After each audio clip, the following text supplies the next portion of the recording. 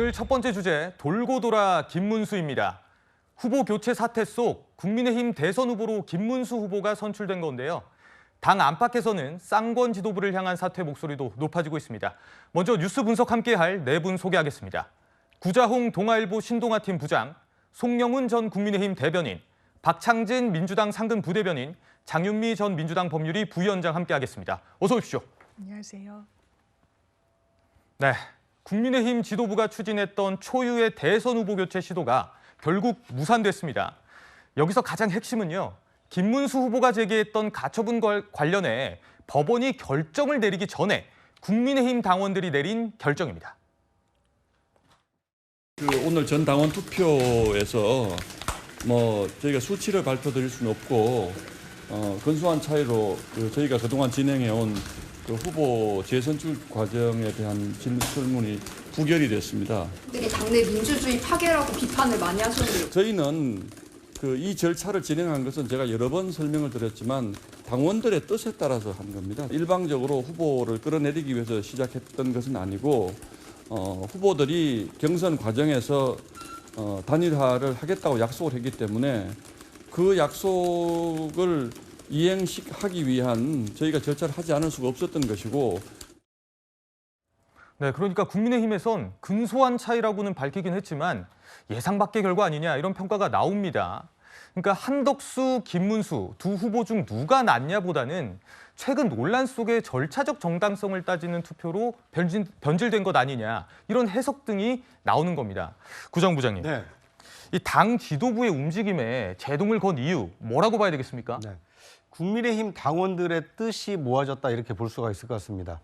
저도 98년부터 기자 생활하면서 대선도 여러 번 보고 이 당에서 이렇게 대선 후보 경선 과정도 여러 번 지켜봤지만 이번 며칠 사이에 있었던 국민의힘 대선 후보 취소 그리고 재등록 그리고 그거에 대한 당원 투표 이런 일련의 과정은 처음 경험한 겁니다.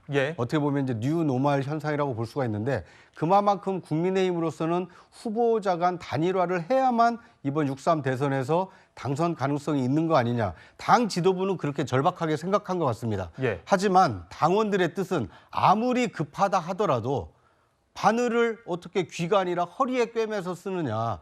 당의 절차를 통해서 후보가 선출이 됐고 그 후보를 취소하는 과정도 투명하고 민주적이었어야 하는데 새벽에 그 비대위가 취소하고 그리고 새벽에 1시간 만에 새로운 후보 등록을 받고 그거에 대해서 당원들에게 동의하느냐 그렇지 않느냐 절차는 지켰을지 모르겠지만 그 과정에 대한 기회가 균등했느냐 그리고 그 의사결정 과정이 투명했느냐 이거에 대해서 국민의힘 당원들이 민주적이지 못했다. 그러니까 절차적인 문제가 컸다는 말씀이신 그렇습니다. 거죠? 기회 균등도 없었고 절차적 민주성도 없었기 때문에 아무리 한덕수 후보가 당선 가능성이 높은 후보라 하더라도 우리 당이 세 차례에 걸쳐서 경선을 통해서 선출한 후보를 이렇게 바꿀 수는 없다. 그런 당원들의 뜻이 반영이 됐기 때문에 최종적으로는 부결된 것이 아닌가 이렇게 생각이 됩니다. 알겠습니다. 국민의힘 대선 후보 자격을 되찾은 김문수 후보, 오늘 오전 중앙선관위를 찾아 대통령 후보 등록을 완료했습니다. 굉장히 놀라운 기적이 일어났다고 생각합니다. 보통은 찬반 투표를 물으면 찬성이 많이 나오지 반대가 많이 나오는 경우는 아주 이례적입니다. 제가 돌아가면 당으로 한덕수 총리님 당으로 오셔서 뵙기로 되어 있습니다. 훌륭하신 능력을 제가 최대한 모시고 국민 여러분들 걱정하지 않게 정말 우리나라의 각종 어려움을 어지러운 점이 많이 있는데 이런 부분에 대해서 제가 잘 모시고 반드시 국난을 극복하고 더 훌륭한 국민 행복의 시대로 제가 힘차게 나가겠습니다. 김문수 후보 얘기를 들어보면 뜻밖의 결과라고 생각을 한 걸까요? 놀라운 기적이라는 표현을 쓰기도 했고 또 찬성보다는 반대가 많이 나오는 경우는 이례적이다 이렇게 좀 얘기를 했는데 김문수 후보 측도 사실 좀 예상을 못했던 것 아니냐 이런 분석이 나오는 것 같거든요. 김문수 후보 본인도 아마 쉽게 예상하진 못했을 겁니다. 그러니까 가처분 신청도 즉각적으로 하고 법원 신문기일에도 본인이 직접 출석해서 적극적으로 어필을 했던 것 아니겠습니까? 실제로 김문수 후보가 본인의 측근들에게도 예 아니요라고 묻는 찬반 투표에서 아니요가 예를 이긴 사례는 없다 이렇게 이야기 이야기를 했던 것으로 전해집니다. 예. 그럼에도 불구하고 어제 부결이라고 하는 결과가 나올 수 있었던 것은 결국에는 당원들이 이 당의 중심을 잡고 복원력, 자정작용 이런 것을 보여주신 위대한 선택이었다. 저는 그렇게 생각합니다. 그러니까 당원들이 당을 자랑스럽게 여길 수 있도록 해야 되는데 이렇게 새벽에 이른바 쌍권이라고 불리는 지도부가 밀실에서 후보를 취소하고 새벽 3시부터 4시까지 1시간만 공모를 받는 이런 결정을 보면서 당원들은 도저히 이것을 추인하고 수긍할 수가 없었던 것이죠. 그래서 반대로 적극적인 의사표시를 한 것이고 다행히 이제 절차가 마무리되었습니다마는 앞으로 남은 과제가 없다고는 할 수 없습니다. 권영세 비대위원장이 사퇴 의사를 밝히긴 했습니다마는 이런 결정을 실질적으로 주도했다고 평가할 수 있는 권성동 원내대표를 비롯해서 책임 있는 인사들이 책임지고 본인들의 거취를 정리하는 일 또한 남아있다라는 말씀을 아울러 드리겠습니다. 네, 김문수 후보는 또 한덕수 전 총리에게 손을 내미는 한편 뜻을 함께하는 모든 분과 연대하겠다. 반 이재명 빅텐트도 언급을 했습니다. 장 변호사님, 사실 반대당이긴 하지만 이제 와서 반 이재명 빅텐트에 속도를 내는 모습 어떻게 보세요? 사실상 실기했다고 보여지고요. 이 한덕수 후보 같은 경우에는 이젠 전 후보가 된 셈인데 이 개헌 텐트를 치겠다라고 이야기를 했고 거기에 대해서 김문수 후보 측에서는 반 이재명 텐트를 치겠다라고 하면서 약간의 이질성을 보이기도 했지만 일단 텐트라는 게 이 제3의 지대에 있는 인물들도 같이 결합을 시키겠다는 의도가 큰 거 아니겠습니까? 그때 거론됐던 이낙연, 이준석 후보 같은 경우에는 한마디로 딱 잘라 거절하기도 했고요. 이낙연 전 총리 같은 경우에는 내가 이번 대선에서는 어느 누구도 돕지 않겠다. 나 또한 불출마하겠다라고 선언을 해버렸습니다.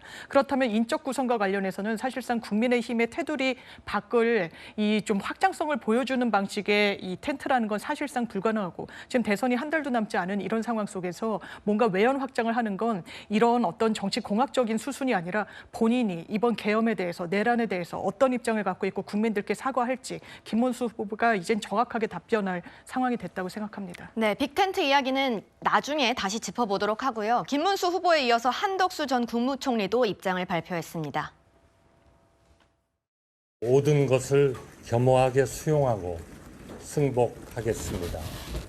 김문수 국민의힘 대선 후보자님과 지지자분들이 이번 대선에서 승리하시기를 기원합니다.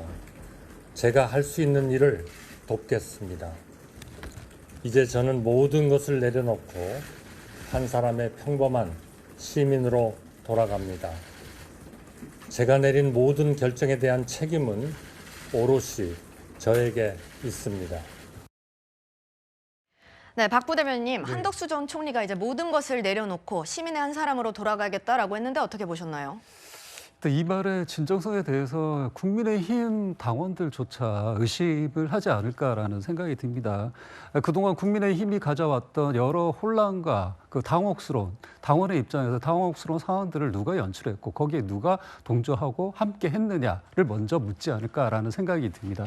그래서 한덕수 전 대행 같은 경우에는 검찰공화국으로 대표되는 전 정권의 실세 2인자로서 그 책임을 다하는 모습, 마무리를 아름답게 하는 모습을 전 국민들이 바라고 있었는데 오히려 노역을 부림으로 인해서 본인은 지금 사랑하는 당이라고 얘기하고 있는 국민의힘조차 망가뜨리는 결과를 만든 것이 아닌가라는 생각이 듭니다. 저는. 네, 구부장님, 근데 사실 김문수 후보가 원래 가처분 신청 어제 했었잖아요. 네. 이것도 취하를 했던데 이제 어떻게 흘러가는 걸까요? 네, 일단 가처분을 실익이 없지 않습니까? 본인이 후보로 이제 확정이 됐고 후보 등록까지 했기 때문에 그리고 저는 그 순서로 보더라도 법원이 가처분에 대한 기각이나 인용 결정하기 전에 당원 투표로 민주적인 절차를 통해서 이 후보주의가 회복된 것은 국민의힘과 이 김문수 후보 입장에서는 다행스러운 일이 아닌가 싶습니다.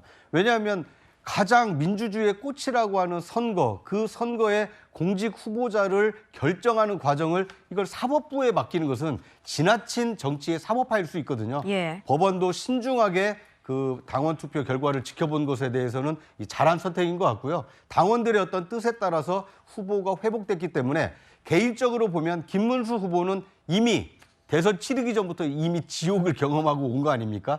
이 천당과 지옥을 왔다 갔다 한 것이 오히려 전화위복이 될 수 있기 때문에 김문수 후보가 앞으로 어떻게 통큰 이 대선 행보를 보일지 좀 지켜볼 필요가 있어 보입니다. 다만 앞서 이 송 변호사 대변인께서 말씀하신 것처럼 지금 국민의힘은 후보 교체 논란에 대한 책임 공방이 아직 남아 있습니다. 이걸 어떻게 질서 있게 잘 수습하고 이 용광로 선대위를 꾸려서 이 김문수 후보를 중심으로 대선을 치러 나가느냐, 이것이 6.3 대선의 이 향배를 가르는데 상당히 중요한 분수령이 되지 않을까 하는 생각이 듭니다.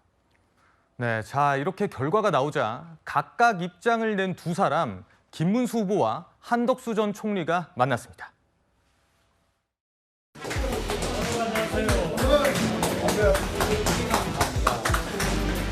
모두가 똘똘 뭉쳐서 이러한 국가의 기본적인 체제를 무너뜨리고자 하는 이런 분들에 대해서 반드시 승리를 함으로써 이제까지 우리 한강의 기적을 이어가는 그런 노력들이 꼭 이루어지기를 바랍니다. 저도 제가 할 수 있는 일은 하겠습니다. 저보다 모든 면에서 많은 경험과 역량과 또 능력을 발휘해 주시는 우리 한덕수 선배님을 모시고 제가 여러 가지 배우고 열심히 해서 빠른 시간 내에 우리 경제가 다시 한번 대도약을 할 수 있도록 해내겠습니다. 제가 사부님을 모시겠습니다. 부족한 저를 격려해 주시고 도와주신다고 하니 선거대책위원장을 좀 맡아주셔서